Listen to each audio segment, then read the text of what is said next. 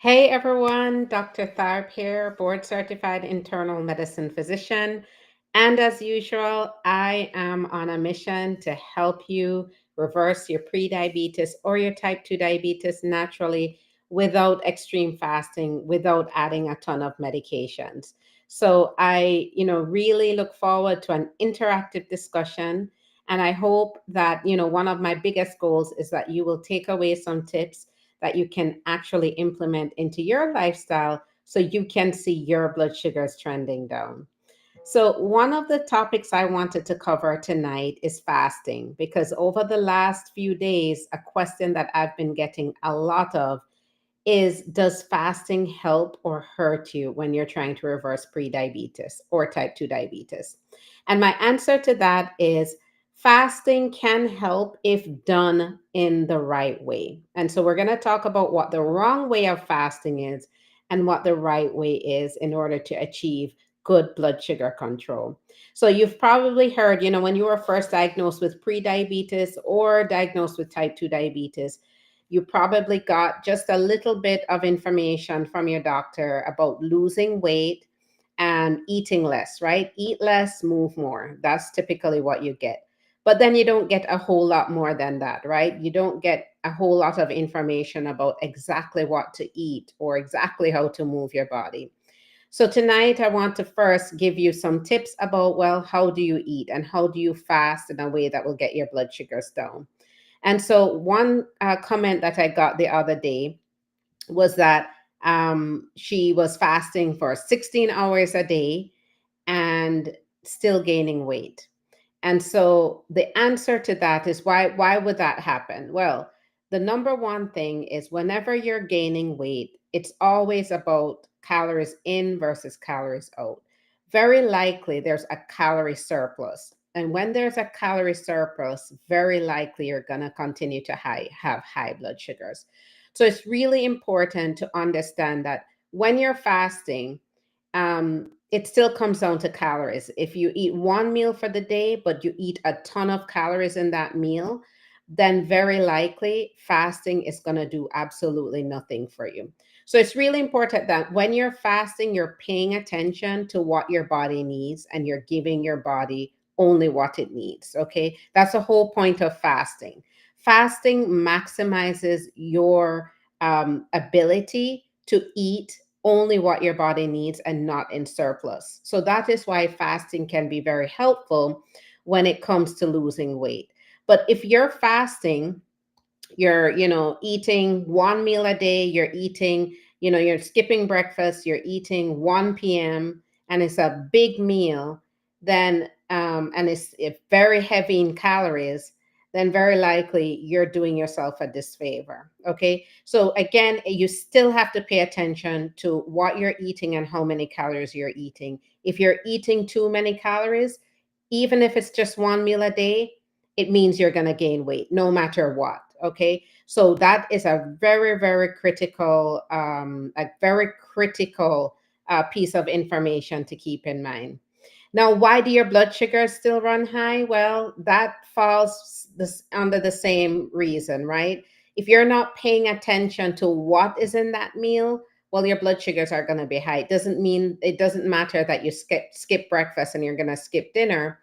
If you're not eating the right meal, okay, at that 1 p.m. time that you choose, then very likely your blood sugars aren't going to respond. So, fasting, again, a great tool, but if you're not doing it correctly, then it's not going to work and it's only going to frustrate you. Now, the other big problem with fasting is eating one meal a day. Eating one meal a day is not reasonable because very likely you're still not giving your body exactly what it needs. Okay. Our bodies need a good balance of healthy fats, it needs a good balance of protein, and it needs a good balance of carbohydrates. Okay.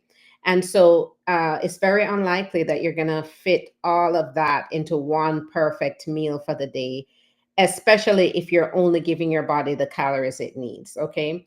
So that is why fasting during the day, a 16-hour fast and doing part of that fast during the day is not reasonable because you're not giving yourself enough time to eat reasonably and to give your body the nourishment it needs. So if anything, you're fasting, you're starving your body goes for foods that are heavy in calories but low in nutrients. Okay. So that is where the frustration comes in. The meal that you do choose to have, again, high in calories, low in nutrients. So that is one reason I don't recommend fasting during the day. I don't recommend skipping breakfast, waiting till noontime, and then not eating for the rest of the day. Okay. So that's one big thing. Now, one of the other things to keep in mind is that um, if you are working, okay, if you are a busy person, you're out the door at 6 in the morning, you're on your feet around the clock. Can you imagine skipping breakfast and working under those conditions? There's no way that's healthy. It doesn't feel right. That's what contributes to brain fog. That's what contributes to the sluggishness and the fatigue. So, overall, fasting, just in general, okay, just talking about the average person, doing a majority of your fast during the day is not the right approach. For someone with diabetes, it's even more frustrating because your blood sugars aren't budging, you're gaining weight or you're just not losing the weight.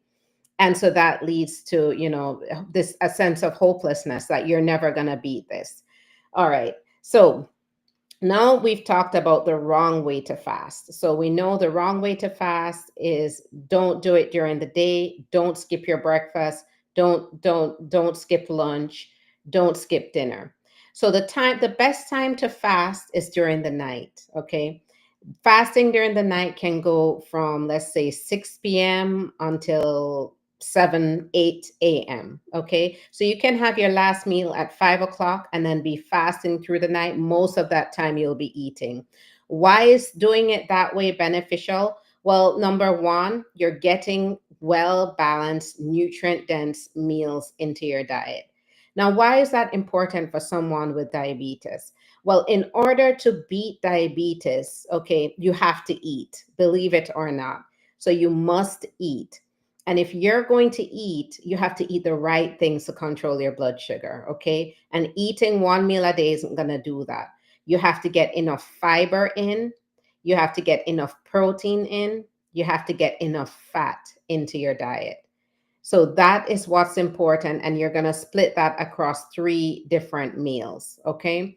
So for someone with diabetes, you actually get better control when you work on distributing your meals over, throughout the day and making sure that each meal is well balanced. And if you look back at my other lives and if you look back at all my videos, I talk a lot. I'm going to sound like a broken record because it's the formula doesn't change. The formula stays the same. Okay.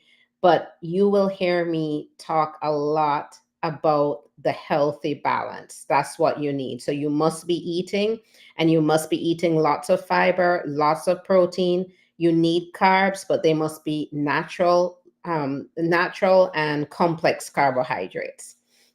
So if you need a refresher, look back at my other lives, look at my videos, and you'll see exactly what I'm talking about. So for someone with diabetes, you have to be eating, believe it or not. Of course, you have to eat a reasonable amount. Okay, you have to eat what your body needs. You can't go over that. Okay, because that's when you're also going to have problems controlling your blood sugar. So that is what it's very beneficial for someone who has diabetes or has blood sugar issues, is that you have the opportunity to nourish your body and to give it what it needs to prevent those very rapid blood sugar spikes, and then the drops as well. All right. So the right way to fast is fasting throughout the night, making sure that you have your last meal between 6 and 7, fasting overnight, having your first meal in the morning, and it should be a well balanced meal. Now, the other disadvantage of fasting during the day, let us say you are eating too little. You're eating one meal a day and that you're not giving yourself enough calories. Yes, you're going to lose weight rapidly. you're going to lose your, it's just going to melt off of you. And yes, your blood sugars might respond. But can you imagine doing that for the long term? You might do it for a month and you might see a difference. But then what happens if you do it for 2 months or 3 months? What you're going to find is that you're not going to be able to keep up that level of fasting. You're not going to be able to sustain eating one meal a day. And you're either going to go back to just eating very poorly. Your body is coming out of this starvation mode. So you're going to want to eat more and more. And then that's when you put on the weight very rapidly. Weight that you lost rapidly, you're going to put it right back on. And that's where your blood sugars are going to spike up. So, fasting incorrectly, you might see differences at first, but it's the differences won't last. So that is why the changes I recommend must be long lasting changes, and it should not be uncomfortable. So that's where the saying comes that it should feel like a lifestyle and not a diet, right? It shouldn't feel temporary. It should feel like something you do for the long run. Now, the other big disadvantage that fasting incorrectly has for someone with prediabetes or type 2 diabetes is that it's bad for your metabolism. So, if you are in fact under eating, you're only eating one meal a day or very little throughout the day, you might lose weight rapidly, but you lose muscle as well. And when you lose muscle, then you lose that body's engine to burn glucose. And so that is where, in the long run, you're going to have big problems controlling your blood sugar. So, fasting, you have to learn to do it correctly and you have to take advantage of that window. You have to take advantage of eating within a reasonable window so that you can adequately nourish your body with the foods that will adequately control blood sugar. The whole goal is to preserve muscle mass. So if you're on an extreme fast, you will lose weight, but you will lose a lot of muscle mass, which does interfere with your body's ability to burn glucose. So that is my answer with fasting. Fasting is it can be a useful tool, but you do have to know how to do it, and you have to know how to nourish your body as you are doing it. So with that, that is my quick tip for tonight. Remember, if you're gonna fast, the correct way to do it is fast at night. You're gonna be sleeping most of the time, and as you sleep, you're just gonna be burning fat, and then you'll find that your blood sugars will respond appropriately if you are eating well balanced meals, if you're treating your food as medicine. So, with that, I always welcome comments. I always welcome questions.